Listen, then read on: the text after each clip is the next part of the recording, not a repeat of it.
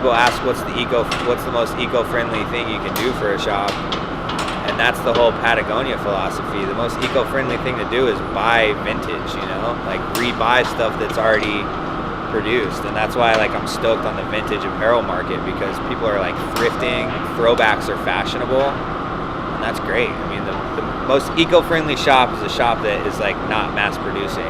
They're producing only what the industry calls for. People are moving away from the model of like mass producing when they're doing like short campaigns, you know. They'll still produce volume, but they're not going to do 5,000-10,000 pieces if it's a limited campaign.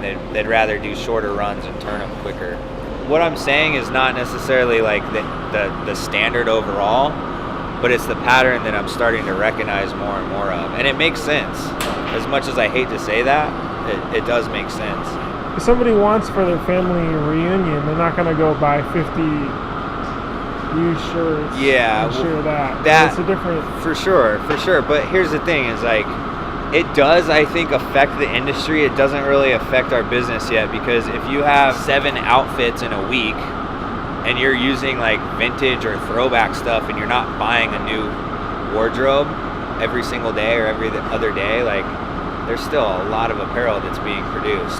But what I have the biggest problem with is like, you have thrifters or vintage like industry folks that like that retro style, but they're buying like big box brands that are doing throwbacks. So it's like, even if it's a niche market, people that are thrifters and into buying like old 90s collections, go to a thrift store and get those, because they're already produced.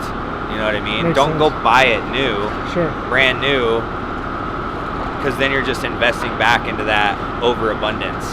And like, eventually, I don't think that necessarily hurts our business. You know, there's still trends, and there's still things that we're going to be producing on big and low scales, but it's just telling people to be like conscious about their purchasing habits, and you don't have to buy the next best thing every single time.